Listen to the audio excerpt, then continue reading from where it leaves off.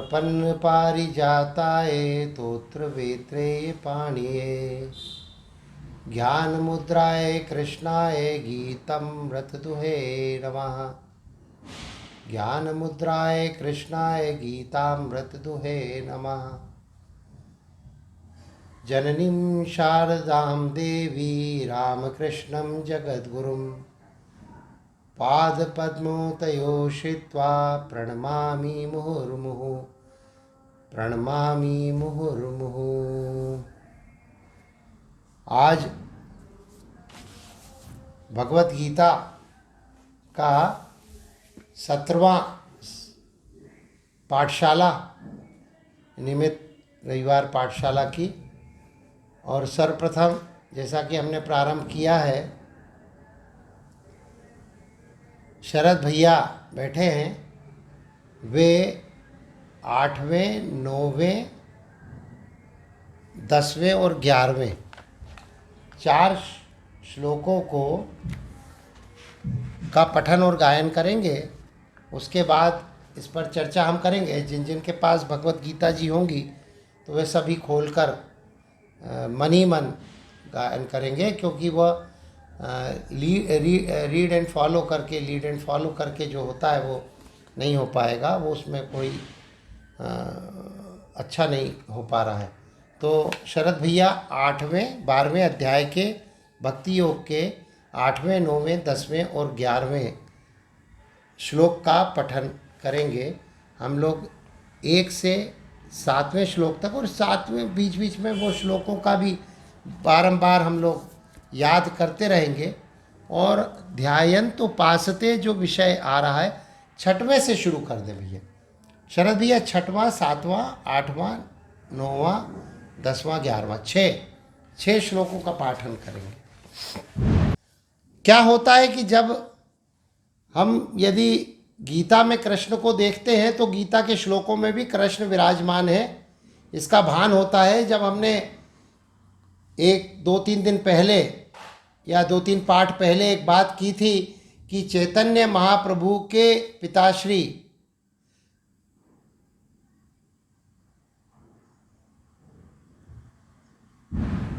और माताश्री दोनों जब एक साथ थे वहाँ पर जगन्नाथपुरी में,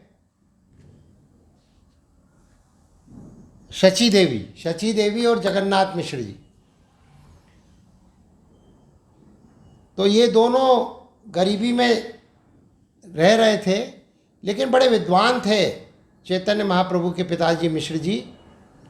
और उन्होंने जब ये बात वहाँ पर गीता के प्रवचन और बात करने में आई कि किस तरह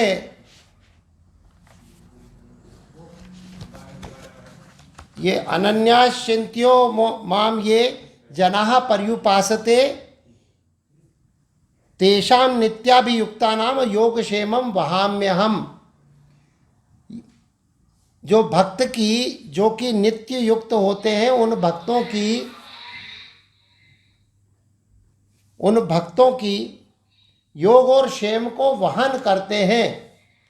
तो वहन करने की बात को उन्होंने काट कर लिख दिया दहाम्यहम्, कि प्रदान करते हैं, वहन नहीं करते, देते हैं, प्रदान करते हैं, दहाम्यहम्।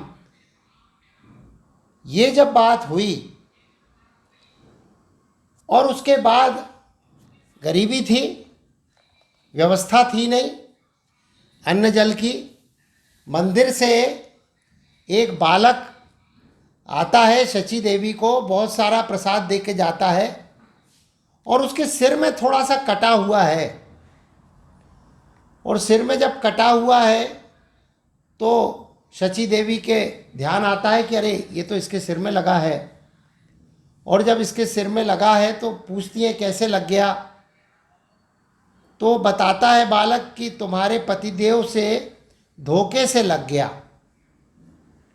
सुंदर बालक जब वो घर लौट के आते हैं मिश्र जी, तो उनको पता लगता है कि अरे ये प्रसाद कौन दे गया है, कुछ मालूम ही नहीं रहता है। जब मालूम ही नहीं रहता है तो फिर वे उससे पूछते हैं कि शची देवी से कि अरे ये कौन दे गया है।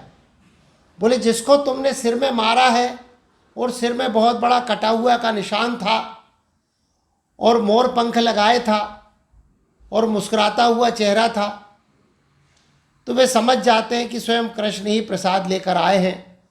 और जो वहाम्यहम काट के दहाम्यहम किया है ये उनको ही सिर पर चोट लगी है। तो इस प्रसंग से ये स्पष्ट हो जाता है कि जो कृष्ण है वे प्रत्येक श्लोक में है, बल्कि प्रत्येक श्लोक कृष्ण का ही अवतार है। अब जब हम बात करते हैं कि 8वें 7वें 8वें 9वें 10वें 11वें श्लोक की, न चिरात की बात की, फिर हमने निवेश की बात की, और आगे बढ़ते बढ़ते ये बोला कि यदि मयि एव मना अधस्त्व मयि बुद्धिम निवेश्य निवसिष्यसि मयि एव अतः ऊर्ध्वम न संशय, ऊपर उत्थान होगा। अत चित्तम समाधातुम न शाक्नोषि मयि स्थिरम, मुझ में यदि स्थिर मय चित्त को स्थिर करने की सामर्थ्य यदि नहीं है तो तुम अभ्यास करो, और अभ्यास भी नहीं कर सकते हो तो जो आगे आने वाले श्लोक में आ गया, तो जो कर्म करते हो वो मुझ में समर्पित कर दो। और यदि वो भी नहीं कर सकते हो कि मुझ में समर्पित करो तो तुम कर्म फल का त्याग कर दो। ये 11वें अध्याय 11वें श्लोक में 12वें अध्याय के आता है। अब ये इतने जब आगे बढ़ने लगते हैं तेजी से, तो पीछे जो कृष्ण अवतरित कृष्ण है शब्दों के रूप में, वे पकड़ लेते हैं, खींचने लगते हैं। आगे इसके प्रश्न, आगे के श्लोक आगे की ओर खींच रहे हैं, पीछे के श्लोक पीछे की ओर खींच रहे हैं। तो ऐसा लगता है कि टग ऑफ वार में ये जो है हमारा मन स्थिर हो गया, फंस गया है। तो वहीं से पीछे से एक श्लोक ने हमको खींचा, ध्यायन्त उपासते ये तो सर्वाणि कर्माणि मयि संन्यस्त मत्पराः, ये तो सभी कर्मों को मुझे समर्पित कर दो, मुझको समर्पित कर दो। ये प्रारंभ हुआ क्या? वो नहीं हो रहा। हाँ, तो वही लगा दो, उसी के वहीं पे लगा दो। ये वाला भी प्रारंभ, उसको बंद करो, उसको बंद करो, उसको बंद करो पहले।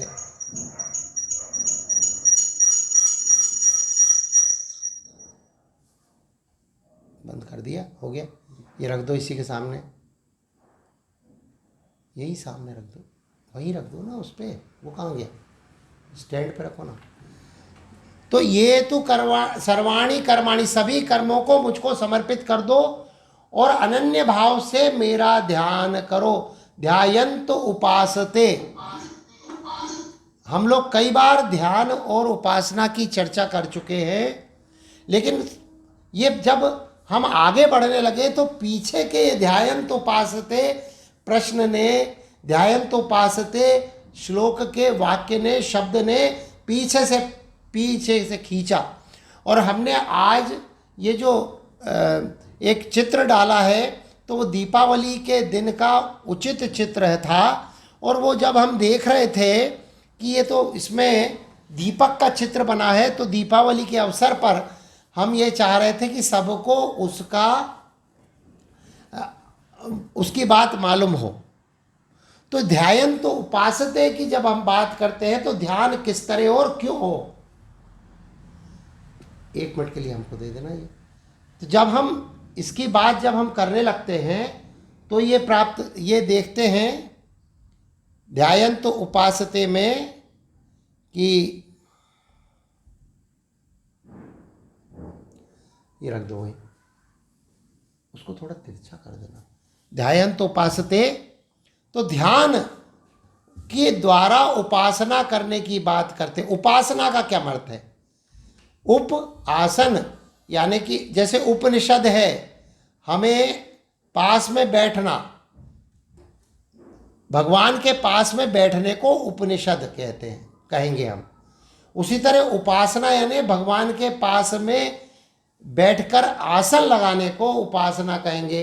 तो ध्यान की उपासना की जब बात आती है, तो ध्यान की उपासना करने की बात जब आएगी तो निश्चित ही तौर पर यह आवश्यक है हम ये जाने कि ध्यान की क्यों किया जाता है, ध्यान का अर्थ क्या है और ध्यान क्यों किया जाता है। तो ध्यान क्यों किया जाता है जब हम ये देखेंगे तो ये पाएंगे, एक उदाहरण है, ये है पोल वॉल्ट। पोल वॉल्ट देखा है ना अपन ने, पोल वॉल्ट होता है।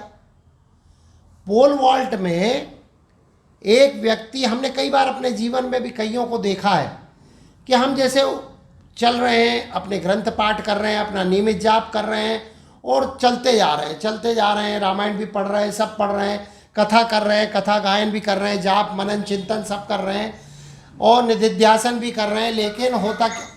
लेकिन होता क्या है कि जैसा पोल वॉल्ट है उसमें जो हॉरिजेंटल स्पीड है वो चलते चलते एक जगह अटकती है, रुकती है, स्थिर होती है, चित्त स्थिर होता है उसका और वो वर्टिकल एलिवेट होती है। उसके बाद आदमी एकदम उठता है, ऊंचाई को प्राप्त करता है, जो ना ऊर्ध्वम न संशय, जो 8वें श्लोक में बोलते हैं, अतः ऊर्ध्वम निवसिष्यसि मयि एव, अतः ऊर्ध्वम न संशय, ऊर्ध्वगामी होता है। तो ध्यायन्तो उपासते, अब ये 6वें श्लोक में जो ध्यान होता है और जो हम अपने कर्म कर रहे हैं, हम अव्यक्त की उपासना कर रहे हैं, व्यक्त की उपासना कर रहे हैं, सर्वभूत हितरत में काम कर रहे हैं, इंद्रिय को संबुद्ध कर रहे हैं, सब सात्विकता के बाद भी कई बार ऐसा होता है कि हमें ऐसा समझ में नहीं आता कि हम ऊर्ध्वगामी हो रहे हैं क्या, ऊर्ध्व कैसे हो रहे हैं। और कईयों के जीवन में देखा कि अरे छोटी सी उपासना करता था, मंदिर का पुजारी है, थोड़ा सा सुंदर कांड करता था, कभी गायन करता था, कभी अखंड पाठ करता था और अचानक उसमें जीवन में सब्लिमिटी आती है, ऊंचे उठने की क्षमता दिखाई सी देने लगती है। अरे ये तो अचानक ऊंचा उठता जा रहा है, एकदम दिखता जा रहा है। और जैसे चल रहा था, हमारे साथ ही चल रहा था, तो वो ये जो पोल वॉल्ट की स्थिति है ना, ये ध्यान कराती है। ध्यान तो उपासते, ये जो ध्यान है, ध्यान पद्धति है, जैसा कि हमने देखा रामकृष्ण मिशन के जो ये जो नए नए सन्यासी होते हैं और जो पुराने सन्यासी होते हैं वो भी ध्यान पर बहुत ध्यान देते हैं, ध्यान पर बहुत ध्यान रहता है। स्वामी विवेकानंद की भी जितनी मुद्राएं हैं उनमें सर्वश्रेष्ठ मुद्रा वो ध्यानस्थ मूर्ति की मुद्रा बहुत प्रसिद्ध है और बहुत पूजित है। तो ये ध्यान, और उसके बाद भी जितने सन्यासी हैं उनको बताया जाता है कि 3:40 पर उठ के ध्यान लगाने की बात बताई जाती है। ऐसा ध्यान करने का हमेशा उनके जीवन को परिष्कृत करने की दी जाती है। तो पोल वॉल्ट का उदाहरण है कि हम चलते जा रहे हैं, कर्म भी अच्छे कर रहे हैं, सुफल कर रहे हैं, सब सद्गुण भी हैं, उसके बाद भी ऊर्ध्वम न संशय क्यों नहीं होता? क्योंकि बुद्धि का निवेश हमारा ध्यान में नहीं है।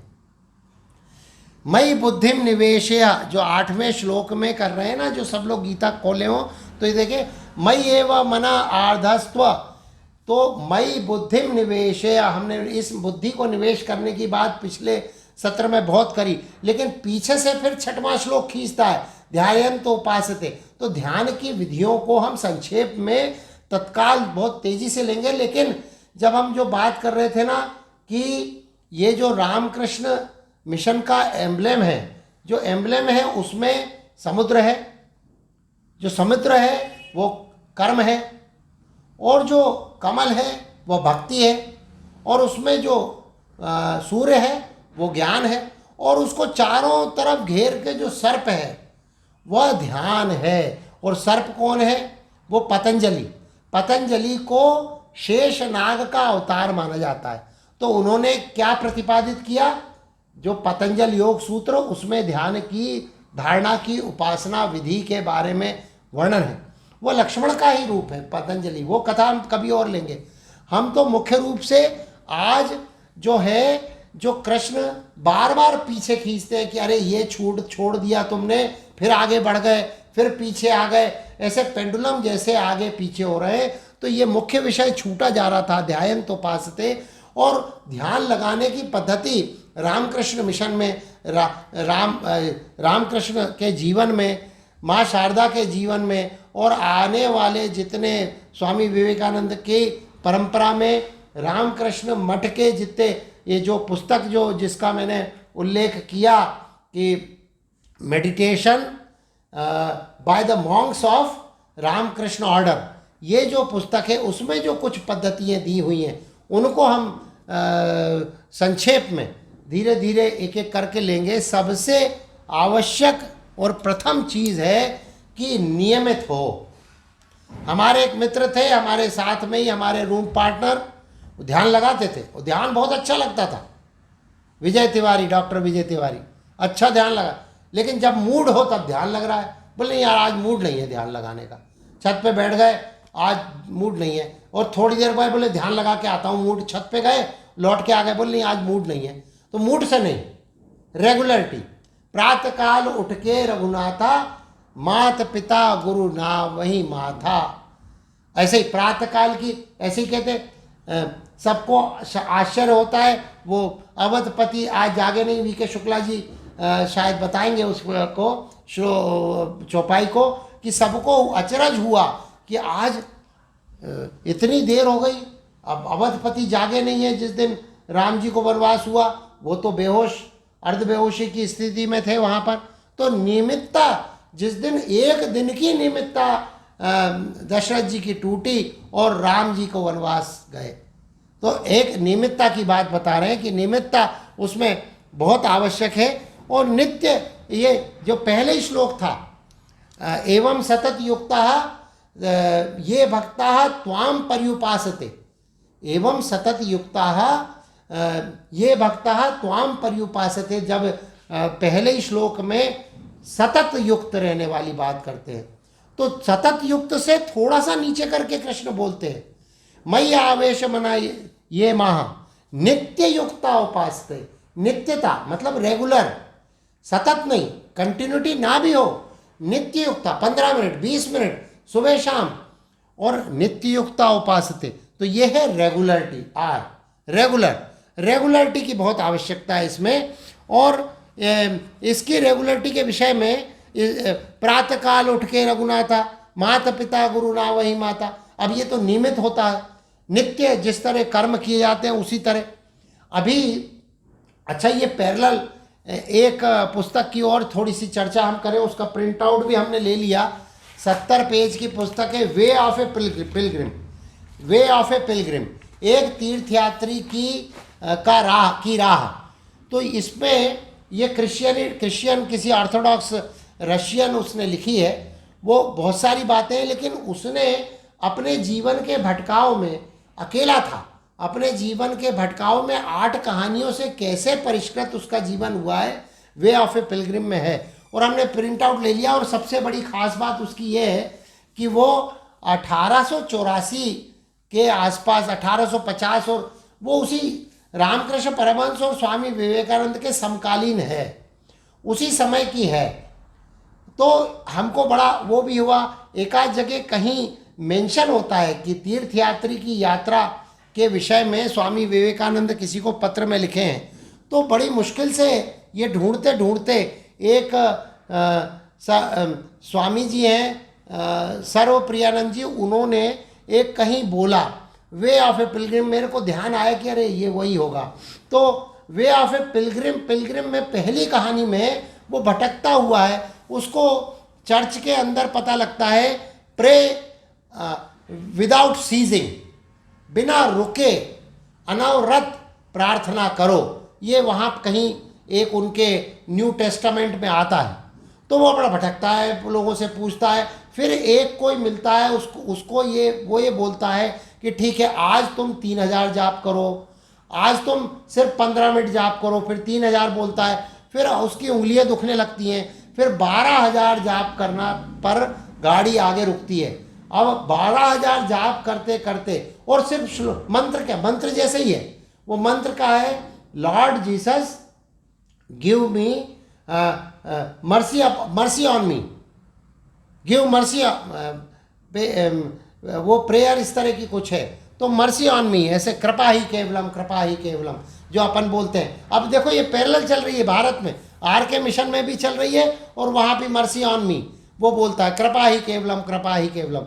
तो कृपा ही केवलम ये यहाँ भी चल रही है, वहाँ भी चल रही है। अब ये तार कैसे जोड़ रहे हैं और आज जोड़ रहे हैं कि पहले से जुड़े हैं हम नहीं जानते, लेकिन उसको 12,000 प्रेयर करते करते आनंद आने लगता है, आनंद आने लगता है। और उसने लिखा है अपनी वो पहली कहानी में, अब आगे हम और कहानियाँ पढ़ेंगे फिर अपन चर्चा करेंगे। तो पहली कहानी में वो लिखता है कि एक दिन ऐसा हुआ कि मुझे उसी मंत्र ने जगाया। सुबह उठा, उत्तिष्ठत जागृत प्राप्त वरानिबोधत, जैसे उपनिषद उसकी जीवन में कठोपनिषद जैसे जागृत हो गया। उसने कभी कठोपनिषद पढ़ा नहीं होगा, वो तो अपन ने पढ़ा है, लेकिन हमें लगा कि देखो कैसे उसके जीवन में भी वो स्पिरिचुअलिटी कैसे आगे बढ़ाती है। किसी भी धर्म, दूसरे धर्म के द्वारा भी भारतीय आध्यात्मिक पद्धति को अपनाते हुए जब कृपा ही केवलम अपनी अंग्रेजी, रशियन, अच्छा उसका नाम नहीं है और उस व्यक्ति का कोई नाम नहीं मालूम जिसने फ्रेंच में रशियन का ट्रांसलेशन किया है, फिर फ्रेंच से इंग्लिश में ट्रांसलेशन किया है। और स्वामी विवेकानंद ने शायद 1884 में जब इसका फ्रेंच का से इंग्लिश का ट्रांसलेशन हुआ होगा तब पढ़ा होगा। तो इसका मैंने ये आपको ऑनलाइन मिल जाएगी, इसको हमने प्रिंट आउट निकाल के रख लिया, 70 पेज की किताब है। अब हम आगे पढ़ेंगे तो बताएंगे। लेकिन उसके जीवन में वो जो जाप करता है, ध्यान करता है और बैठ के एकांत में एक जगह उसको मिल जाती है चौकीदारी जैसा काम, तो वो अकेला कमरे में, अच्छा उसको अकेलापन में भी आनंद आता है। तो वो तो उसकी चर्चा अभी हम करेंगे। तो सबसे पहली बात ये कि नित्यता और रेगुलरिटी, इसमें स्वामी विवेकानंद कहते हैं better is the silent prayer. और साइलेंट प्रेयर कब होगी, जब हम ध्यान में बैठेंगे, उस मंत्र का जाप अकेले में करेंगे। तो ये प्रैक्टिस के बारे में बताते हैं। तो अभ्यास, और दूसरी चीज़ है ये जो रेगुलरिटी हुई, और दूसरा है समय। जैसे हम 7 बजे शाम को कुलबुलाने लगता है, 6 महीने से ऐसी स्थिति हो गई है कि भैया घर में कोई भी कार्यक्रम हो रहा है, इवन कल दिवाली के दिन भी हम लोग, तो ये अलार्म हमारे अंदर एक ये जो है ना बायोलॉजिकल अलार्म बजने लगे। अलार्म कुछ टाइम, हालांकि कहते हैं कि संधि काल में प्रार्थना करना चाहिए, उसमें प्रकृति हमारे साथ रहती है। और इस तरह ये जो है अलार्म की बात वो करते हैं। अब इसमें बहुत सारी चीज़ें छूटती जा रही हैं, लेकिन हम दूसरा देखते हैं। तीसरा भाग जो अशोकानंद जी ने लिखी है, पुस्तक जो लिखी है meditation by the monks of R K order, Ramakrishna order, तो उसमें तीसरी चीज़ आती है गॉड एंड आई। अब जब मंदिर हम जाते हैं, रायश्वन जी भी कहते थे कि जब मंदिर आते हैं तो जूते बाहर उतारते हैं, तो जूते भर ना उतारें, जूते के साथ हम अपने आप को भी उतारें, अपनी समस्याओं को भी उतारें, अपने स्वजनों की समस्याओं को भी उतारें। और मंदिर के अंदर जब हम पहुँचें तो मंदिर के अंदर पहुँचे तो जैसा धनुर्दास के साथ हुआ था ना, धनुर्दास की एक कहानी हमने पहले भी सुनाई थी कि वो हेमांबा नाम की एक, वो जो रामानुजाचार्य 108 साल की उम्र तक जिए हैं, तो वो वहाँ पर रंगनाथपुरम में लेटे हुए विष्णु जी की मूर्ति है।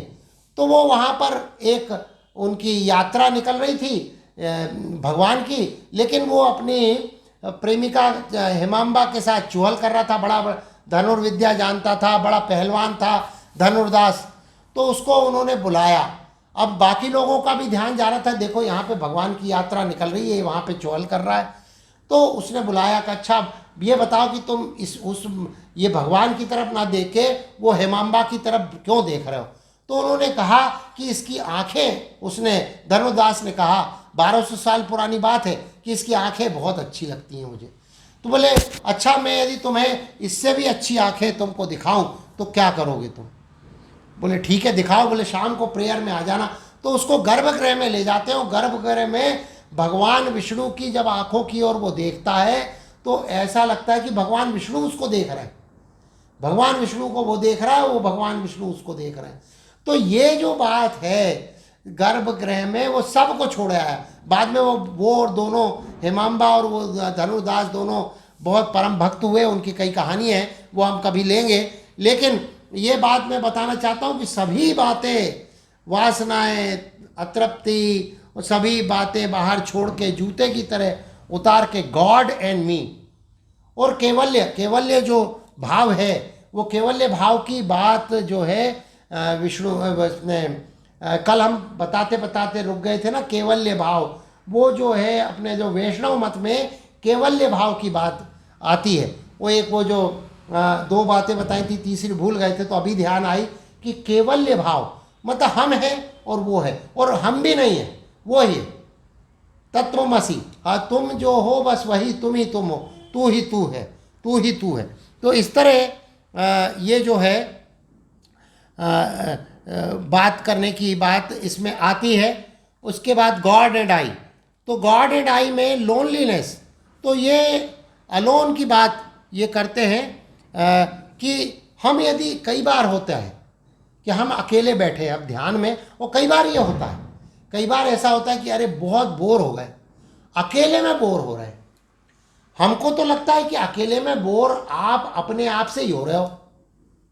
ये एक देखो आप ये बात कि आप अपने आप को पसंद करते हो कि नहीं? जिसको पसंद करते हो उसके साथ बोर नहीं होते। आप मतलब अपने आप को पसंद नहीं करते, तभी आप बोर होते हो, तभी आपको अच्छा नहीं लगता। तो एक वो जो है स्पिरिचुअलिटी के बारे में एक यूरोपियन किसी फिलोसफर ने लिखा है, मुझे नाम याद नहीं आ रहा। Spirituality is the journey from alone to alone, small a to large a, alone ALON to large a, capital ALON। वो भी अलोन है और हम भी अलोन है, और दोनों की स्पिरिचुअलिटी की जो जर्नी है वो it is from alone to alone. तो ये बात जो जब आती है तो ये बात अद्भुत रूप से अशोकानंद जी ने कही है कि God and I, G for God and I. उसके बाद एक श्लोक आता है जो कि इसमें हम 18वें अध्याय में विविक्त सेवी, विविक्त सेवी यानी एकांत सेवी, एकांत सेवी यानी भगवान की जो है सेवा एकांत में करने वाला, ये बात तो आ गई। इसके आगे आता है ध्यान योग परः नित्यम वैराग्यम समुप्राश्रितः। ये 18वें श्लोक में, जो 18वें अध्याय में कृष्ण भगवान कहते हैं इनसे अलोन की बात करते हुए कि माय ओन कंपनी। तो ये जो बात करते हैं तो ये गॉड एंड आई की बात यहाँ पर स्थापित होती है। ये कृष्ण समय योग, ध्यान योग परो नित्यम, ध्यान योग परो नित्य, नित्य ध्यान योग में लीन, नित्य ध्यान योग में लीन एकांत सेवी, एकांत सेवी। तो ये जो है इसके बाद में hunger for God, H for hunger for God, इसके बाद में ये बात आती है।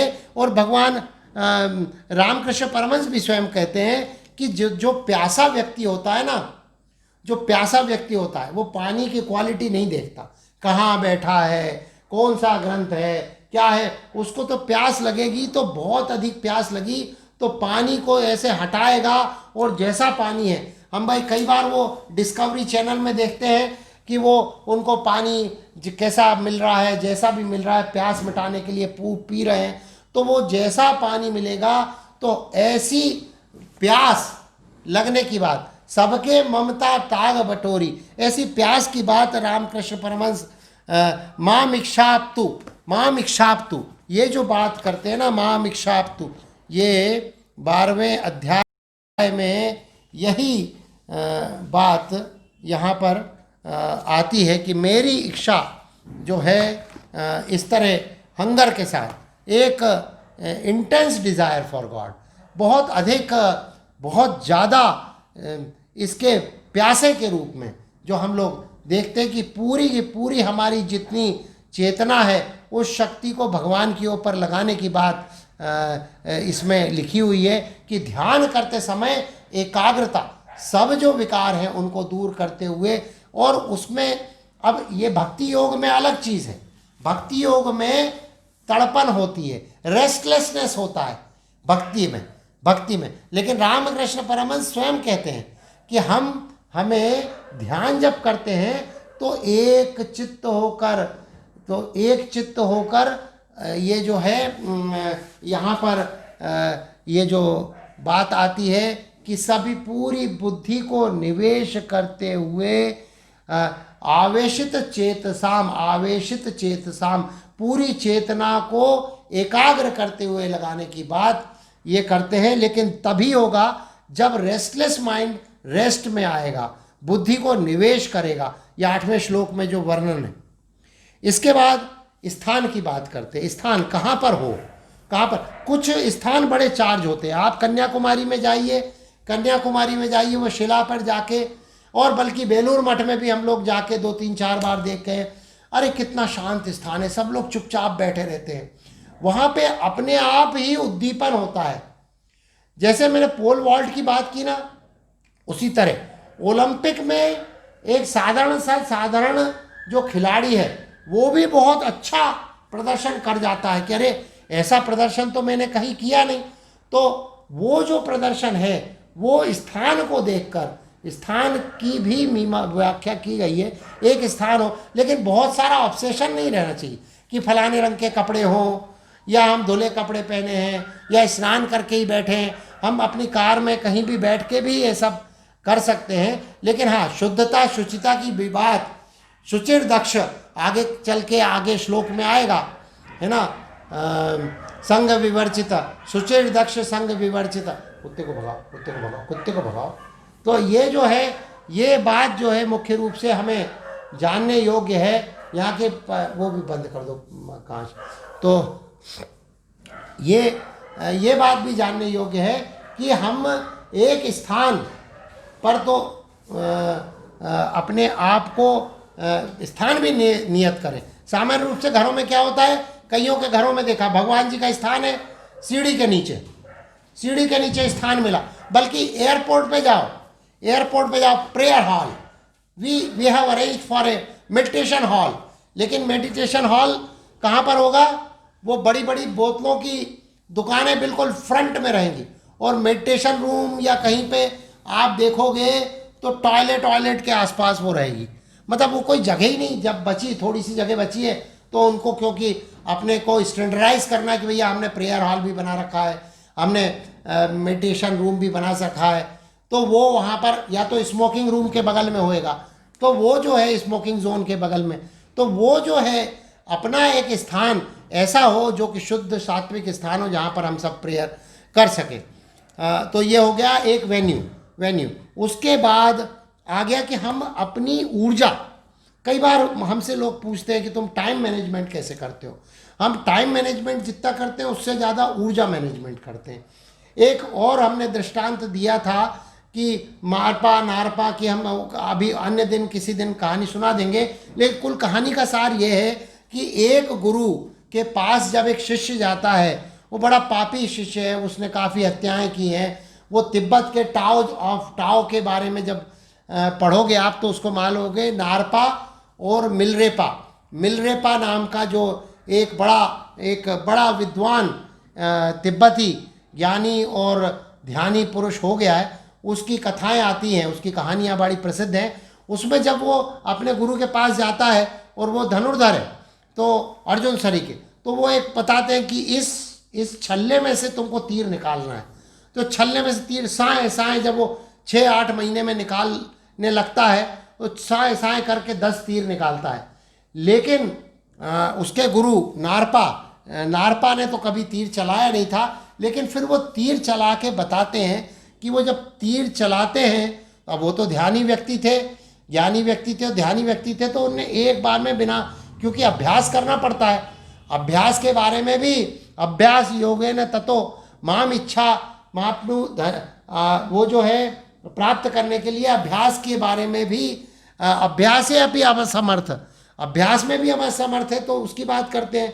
लेकिन उसके पहले बोलते हैं कृष्ण की अभ्यास योगेन ततो माम इच्छा आप तो धनंजय, मेरी इच्छा प्राप्ति की इच्छा करने के लिए अभ्यास कर, अभ्यास योग कर। लेकिन अभ्यास योग करते करते ये जो ऊर्जा की बात जो लिखी है, एनर्जी, कितनी एनर्जी किस चीज़ में लगाना, हम क्या करते हैं उपासना में, जैसे हमने उपवास किया, अब उपवास में हमें ध्यान तप और भगवान के भजन पूजन में दिल लगाना है। लेकिन हम क्या करते हैं, किचन में आज क्या क्या बनेगा, व्रत किया है, क्या लेके आओगे, एक दिन पहले से सब्जी आ रही है, वो खाने की व्यवस्थाएं हो रही हैं, और वो पता नहीं क्या क्या करते हैं। लेकिन वो चीज़ जो हमारे आध्यात्मिक चिंतन में वर्णन है उसको छोड़ के सब होता है। जैसे अखंड रामायण का पाठ हो रहा है, तो अखंड रामायण के पाठ में यजमान को बैठ के रामायण वो बेचारा पढ़ ही नहीं पाता, वो पड़ोसी आ गए, अच्छा और आइएगा, अच्छा पाठ चल रहा है, वो जो यजमान है वो तो बैठ ही नहीं पाता। तो हमारी ऊर्जा कहाँ लगे। तो नारपा की बात मैं बता रहा था कि ये जो मिलरेपा आता है वो तो बहुत तेज तीर निकाल देता है, वो भी अभ्यास के बाद। जो अभ्यास हम जो अभी 7वें 8वें 9वें 10वें श्लोक में चल रहे हैं, तो अभ्यास तो करता जा रहा है, लेकिन अभ्यास के द्वारा जो किया है उसमें सर्र सर्र करके तीर निकल रहा है। तो जब गुरु बताता है कि गुरु का तीर जो चला, गुरु का तीर गया और तीर उस रिंग के अंदर गया और वहीं गिर गया। जितनी ऊर्जा की आवश्यकता थी लक्ष्य को प्राप्ति के लिए, उतनी ऊर्जा लगा के वो जो गुरु और जो अभ्यर्थी है उसमें यही अंतर है। अभ्यर्थी जो है बिल्कुल जुटा रहेगा। तो ये इस अभ्यास की भी आवश्यकता है कि किस कार्य में हमारी आध्यात्मिक ऊर्जा के किस कार्य में हमें कितना उपयोग करना है। वो येलेना नाम की जो रशियन पोल वॉल्टर है, पोल वॉल्ट की, आज चूँकि हम थोड़े से अभ्यास की बात आई है इसलिए हम नेट प्रैक्टिस की भी बात करेंगे। तो नेट प्रैक्टिस करते करते तो वो जो कितनी ऊर्जा किस चीज़ में लगना है, तो वो येलेना ने बताया उसने कि पहले पहले पोल वॉल्ट में इतनी तेज दौड़ के आती थी कि वो पोल टूट जाता था, या जहाँ पे वो टकरा के उसको इम्प्रेशन देना है वो कि हॉरिजेंटल एल फेज कहलाता है, एल फेज। तो हॉरिजेंटल जो स्पीड है वो वर्टिकल ऊर्ध्वम न संशय में जब अतः ऊर्ध्वम न संशय में जब कन्वर्ट होती थी तो उसका पोल ही टूट जाता था। तो ऐसा भी होता है, ध्यान टूट जाता है, लोगों का विकार हो जाता है। स्वामी विवेकानंद के जीवन में भी ऐसा आया कि मना विकार ना हो जाए, उनके भक्त लोग कहने लगे। तो उसका भी अभ्यास होना चाहिए कि कितनी ऊर्जा कहाँ उपयोग में लाई जाए, ये सबसे आवश्यक चीज़ है। तो ऊर्जा की आवश्यकता बहुत अधिक है, लेकिन ऊर्जा कितनी कहाँ लगाना है वो भी बहुत आवश्यक है ध्यान में। तो फिर पोल वॉल्ट की जगह एक तो याद होगा कि वर्ल्ड कप में, क्रिकेट के वर्ल्ड कप में पाकिस्तान और भारत का मैच हुआ, तो एक बहुत फास्ट बॉलर था, उसका नाम याद नहीं आ रहा, बड़ा लंबे लंबे बाल रखता था, फास्ट बॉलर, और वो बहुत बोले कि आज तो मैं पहली बॉल को सचिन में को आउट करूंगा और ये करूंगा और वो करूंगा। जब उसने बॉल करी और आउट स्विंगर वो बॉल थी, तो ये जो सचिन तेंदुलकर था, आप लोग वो मैच देखना, उसने आउटर एज से बस जस्ट टच किया और उस डायरेक्शन में जरा सा टच किया और वो बाउंड्री के बाहर 6 चली गई बॉल। ऐसे ही दूसरी भी बॉल चली गई।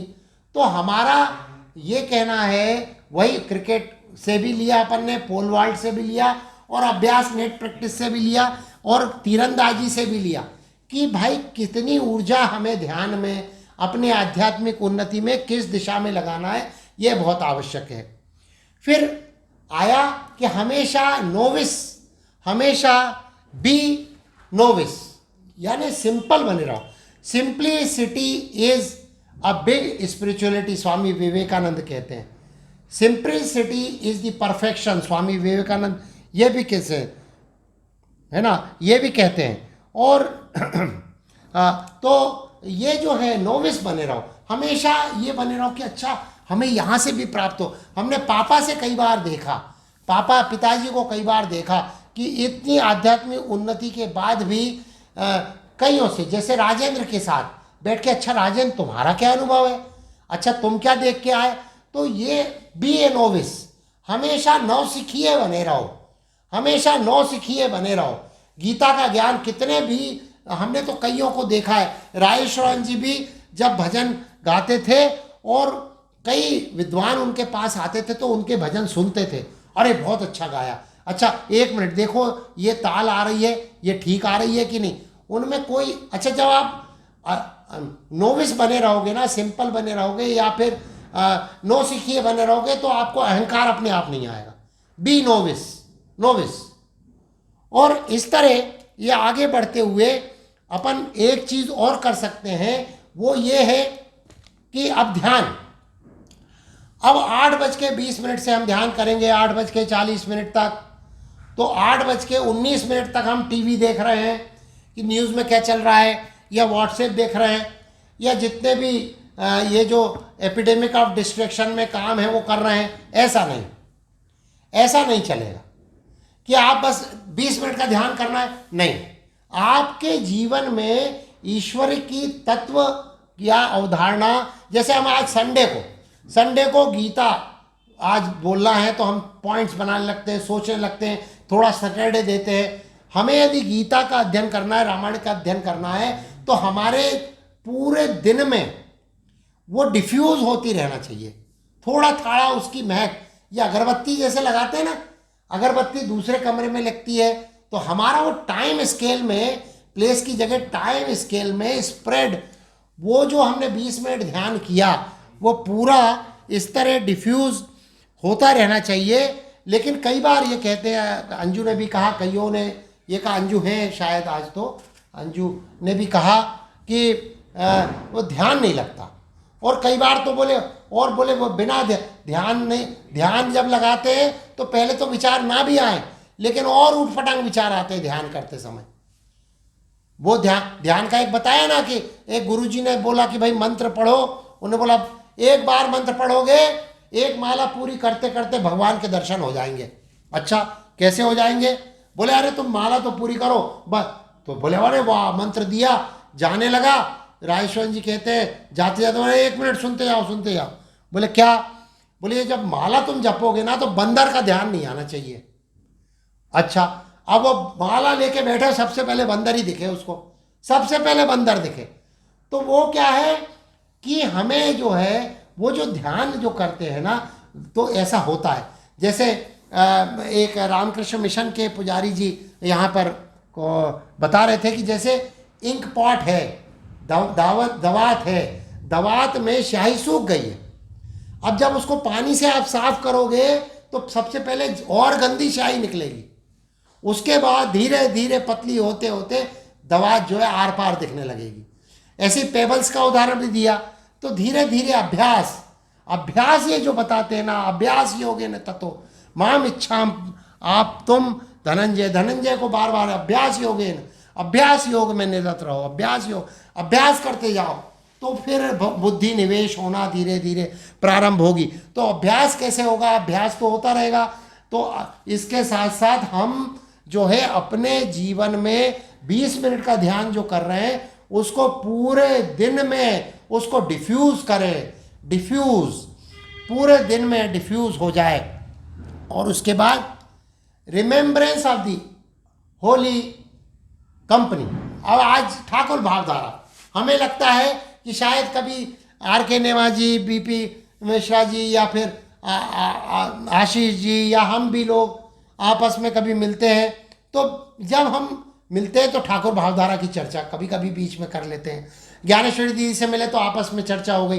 तो जो होली कंपनी तो करो, लेकिन होली कंपनी यदि जितने पीरियड में नहीं हो पा रही उसकी याद करो। ठाकुर भावधारा में रामकृष्ण परमहंस ने कहा था, कितना समय हो गया?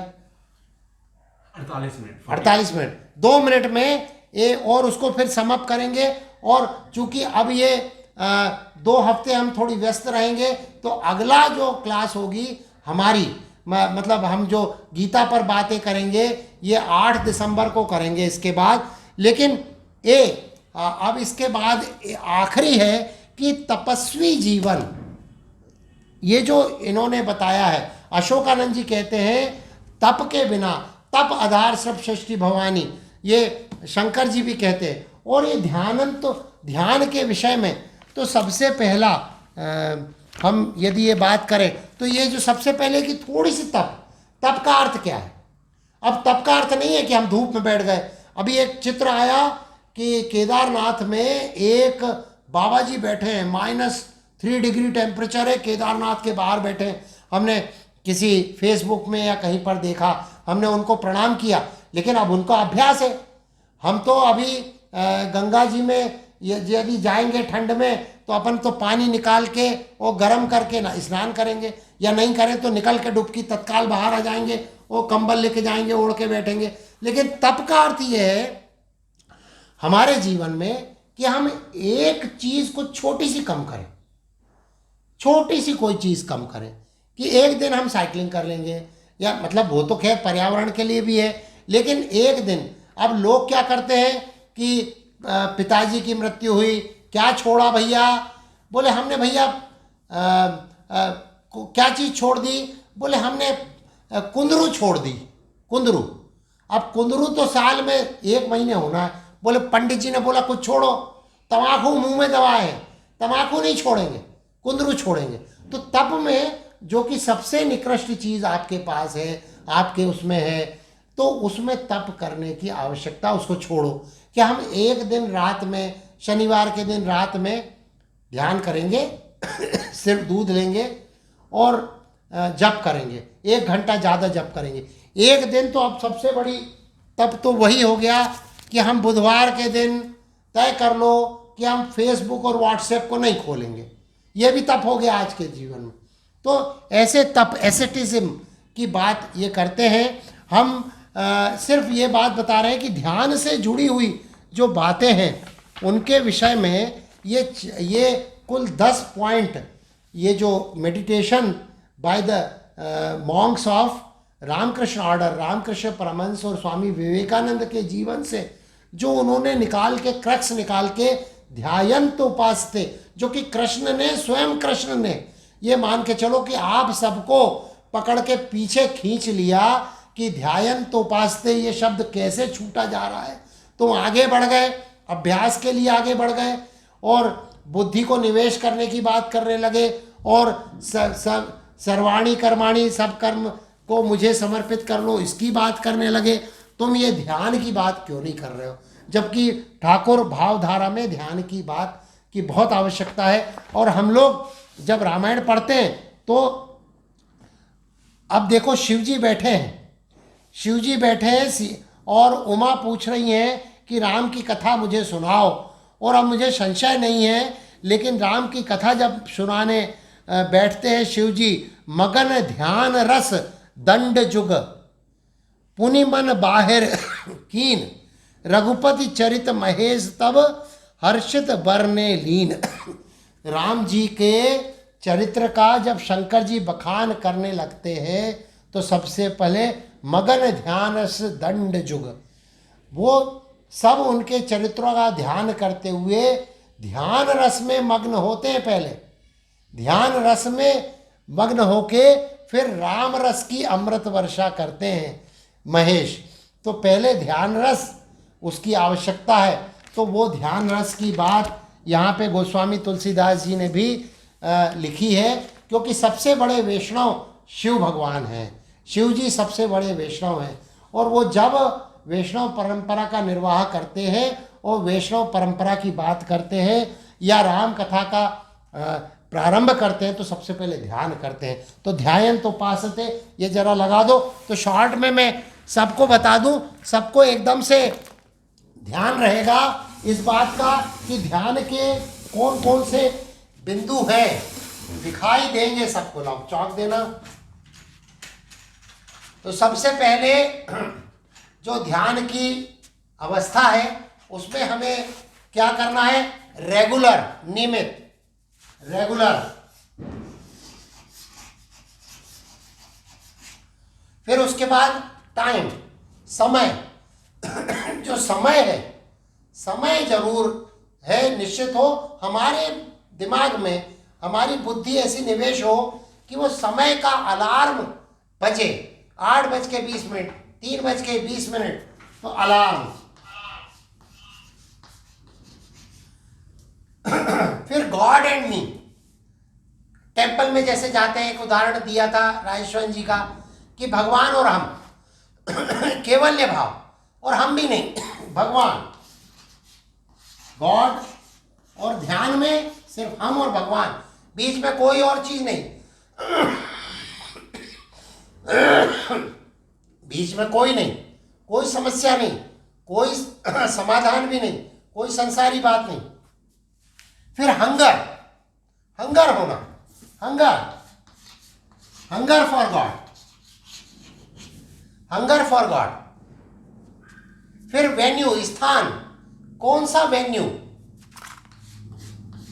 वेन्यू। फिर एनर्जी, दिखाई दे रहा है सबको, दिखाई दे रहा है, दिखाई दे रहा है, हाँ दिखाई दे रहा है, हाँ थोड़ा पास करने को। अच्छा पास कर देते, उठाओ इसको, उठा, इसको उठा दो ना, ये हलो कर रहा है पीछे, इसको उठा। वेन्यू, फिर हम अपने आप को, एनर्जी कितनी, कितनी ऊर्जा हम उपयोग करते हैं, एनर्जी का कितनी यूटिलिटी अपनी स्पिरिचुअलिटी की प्राप्ति के लिए कहाँ तक करें, कितना करें, ये आवश्यक है। तो एनर्जी मैनेजमेंट, इसमें टाइम मैनेजमेंट भी आ जाएगा, एनर्जी। और फिर हम अपने आप को नौसिखिया रखें, नोविस, नोविस, हम बिल्कुल नोविस रहें, हम बिल्कुल नौसिखिया रहें, सीखने की परंपरा हमारे उसमें आए, सीखने की भाव अपने आए, तो अहंकार भी नहीं रखा। और फिर हम डिफ्यूज रखें अपने पूरे समय में उस भाव को जो कि हमें भगवत भाव प्राप्त हुआ है, उसको डिफ्यूज करें, डिफ्यूज। तो डिफ्यूजन मतलब भक्ति भाव का डिफ्यूजन हमारे पूरे दिन के दिनचर्या में डिफ्यूजन हो। प्रातःकाल में ऐसा नहीं कि प्रात उठे करा, लेकिन डिफ्यूजन हो। और ऐसा भी नहीं कि समय 8:20 पे है तो 8:19 तक हम न्यूज़ देख के आ रहे हैं, मोदी जी दिखाई दे रहे हैं, दुनिया के लोग दिखाई दे रहे हैं, या हम अपने फेसबुक पर हैं, बस अभी तो 5 मिनट बाकी है उसके बाद ध्यान करना है, ऐसा नहीं। वो डिफ्यूजन हो, धीरे धीरे जैसे वार्म अप होता है। अपन ने फुटबॉलर्स को देखा है कि एकदम से मैच थोड़ी खेलने लगते हैं, पहले दौड़ते हैं, वार्म अप करते हैं, तो ये भी इसमें भी वार्म अप की जरूरत है। डिफ्यूज किया, फिर उसके बाद रिमेम्बरेंस ऑफ होली कंपनी। सत्संग की बात नहीं कर रहे हम, सत्संग होगा तो ध्यान नहीं होगा, लेकिन जब सत्संग हुआ है उस सत्संग की याद करते हुए हम रिमेम्बरेंस ऑफ होली कंपनी, हम उस होली कंपनी को, उस सत्संग को याद करें। और उसके बाद एक स्तर अपने जीवन की जो सुविधाएं हैं, जैसे हम गीजर में नहाते हैं और एसी में सोते हैं, एक एक टेम्परेचर कम करते जाना कि भैया 28 पे एसी चला लो, 26 पे चला लो, 20 पे मत चलाओ, भारत की भी सेवा हो जाएगी। और गर्म पानी नहीं, नॉर्मल टेम्परेचर में नहा लो। तो ये तो प्रैक्टिकल वेदांत की बात कर रहा हूं मैं। तो ये जो चीजें हैं इसकी आवश्यकता है। थोड़े से एसेटिज्म की, नमक कम कर दो खाने में, शरीर भी स्वस्थ रहेगा। कुछ चीज जो बहुत पसंद है वो मत करो, जैसा कि मैंने बोला कि मोबाइल का एक हफ्ते में एक दिन मोबाइल बंद रहेगा, और मोबाइल बंद करके कोई और काम नहीं, भगवत की ध्यान में हम ध्यान लगाएंगे। तो एसेटिज्म यानी तपस्या। अब ये जब हम एक तरफ से देखते हैं ऊपर से नीचे, तो 10 पॉइंट जो है ये लकीली 10 पॉइंट स्वामी अशोकानंद ने आगे पीछे लिखे हैं इन मॉन्क्स के बारे में, ध्यानोपासना। लेकिन अब जब पहला ही शब्द देखते हैं सबको मिटा के, तो ये क्या बन रहा है? थोड़ा पास में लाके दिखाओ। RAGHVENDRA, राघवेंद्र। तो राघवेंद्र सरकार की जय करते हुए आज की बात पूरी करते हैं हम कि आर का मतलब है regular, alarm, time alarm, G for God and I, hunger, venue, E for energy, novice बने रहो, डिफ्यूज करो पूरे उसमें, और रिमेंबर करो हमारी होली कंपनी, और ए यानी एसेटिज्म। राघवेंद्र नाम से जब ये ध्यान योग का बस ये सूत्र है, फार्मूला राघवेंद्र। तो राघवेंद्र सरकार की जय और व्यास पीठ पे बैठे हुए राघवेंद्र की भी जय। जय श्री राम।